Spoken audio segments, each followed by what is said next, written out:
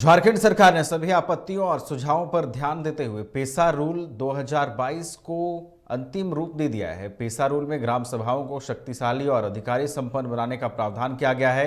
इस कानून के तहत ग्राम सभा की बैठकों की अध्यक्षता मानकी मुंडा पारंपरिक प्रधान ही करेंगे। ग्राम सभा की सहमति के बिना जमीन का अधिग्रहण नहीं किया जा सकेगा। इसके अलावा आदिवासियों की जमीन खरीद बिक्री मामले में भी ग्राम सभा की सहमति की बाध्यता होगी। तो आपको बता दें कि ग्राम सभा को लेकर एक बड़ा फैसला आया है। झारखंड सरकार ने सभी आपत्तियों और सुझावों पर ध्यान देते हुए पेसा कानून को अंतिम रूप दे दिया है। पेसा कानून में ग्राम सभाओं को शक्तिशाली और अधिकार संपन्न बनाने का प्रावधान किया गया है। इसके तहत अब ग्राम सभाओं में एक अलग तरह की मजबूती और एक अलग तरह की व्यवस्था दिखने को मिलेगी, जो अपने आप में ग्राम सभाओं को मजबूत करने के लिए, ग्राम सभाओं की व्यवस्था प्रणाली को बदलने के लिए काफ़ी होगी। इस कानून के तहत ग्राम सभा की बैठकों की अध्यक्षता मानकी मुंडा पारंपरिक प्रधान ही करेंगे। ग्राम सभा की सहमति के बिना जमीन का अब अधिग्रहण नहीं किया जा सकेगा। इसके अलावा आदिवासियों की जमीन खरीद बिक्री मामले में भी ग्राम सभा की सहमति की बाध्यता होगी। और अधिक जानकारी के साथ हमारे साथ संवाददाता शाहनवाज फोन लाइन पर जुड़े हुए हैं। शाहनवाज, झारखंड सरकार ने सभी आपत्तियों और सुझावों पर ध्यान देते हुए पेसा कानून को अंतिम रूप दे दिया है। शाहनवाज, किस तरीके से ये एक मजबूती लाएगी ग्राम सभा में? बिल्कुल, देखिए, झारखंड में सीएनटी, एसपीटी और पेसा ये ऐसे कानून है जो झारखंड के रहने वाले खासकर आदिवासियों, मूलवासियों के पूरे ओवरऑल संरक्षण को लेकर के काम करते हैं। लगातार ये आरोप लगते रहे हैं कि पेसा कानून के इम्प्लीमेंटेशन को लेकर के, उसके क्रियान्वयन को लेकर सरकार बहुत ज्यादा गंभीर नहीं है, जिसकी वजह से उसका वायलेशन होता है। खुद झारखंड मुक्ति मोर्चा के जो विधायक है लोबिन हेम्ब्रम लगातार इसका आरोप लगाते रहे हैं। बीच सरकार ने विभिन्न संगठनों से इस कानून को लेकर के सुझाव मांगे थे, आपत्तियां मांगी थी।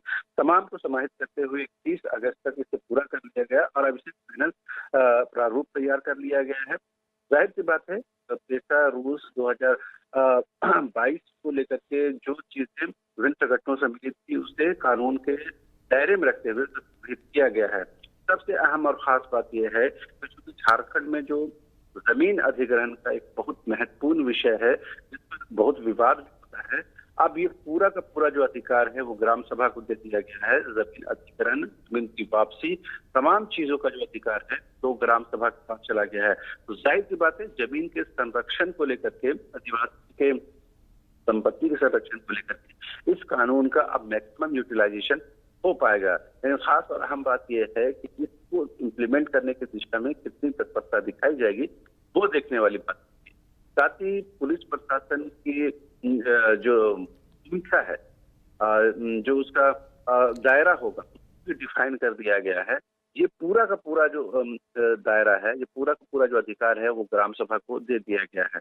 जाहिर सी बात है, न सिर्फ जमीन के मामले में, कानून व्यवस्था बनाए रखने के मामले में, लॉ एंड ऑर्डर को मेंटेन करने के मामले में भी ग्राम सभा को अतिरिक्त अधिकार दिए गए हैं। अगर किसी की गिरफ्तारी होती है तो 48 आवर्स यानी 2 दिन के अंदर पुलिस को ग्राम सभा को ये बताना होगा कि उसकी गिरफ्तारी क्यों की गई है।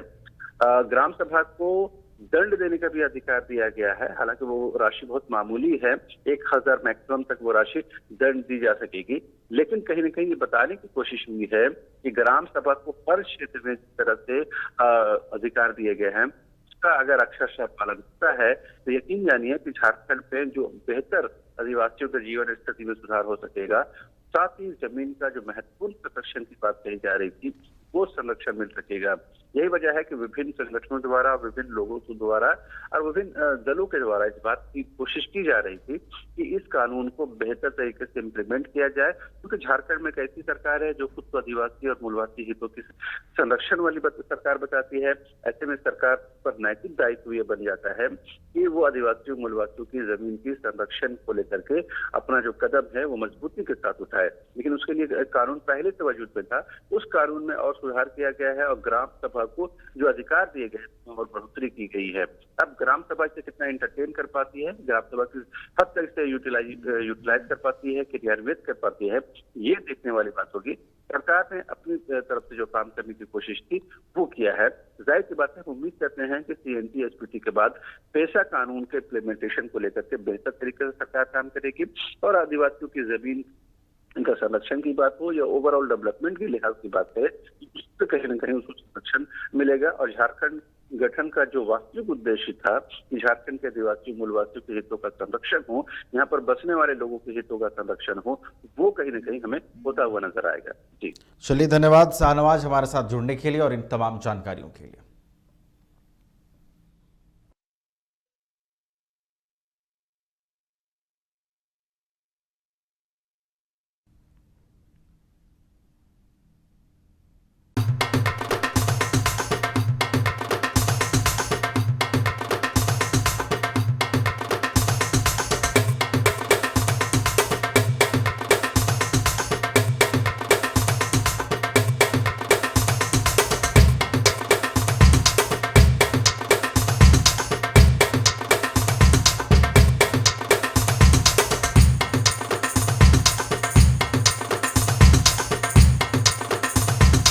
IIT जी नीट एस्पिरेंट्स के सपने को पंख देने आ गया है कंप्लीट सॉल्यूशन इंस्टीट्यूट। यहाँ है smart classroom, 1-to-1 doubt clearing session, ask the expert, video solution और भी बहुत कुछ। मतलब हम करेंगे आपको गाइड, बनेंगे आपके mentor. Foundation classes from class 6 onwards for your bright future. Visit complete solution institute.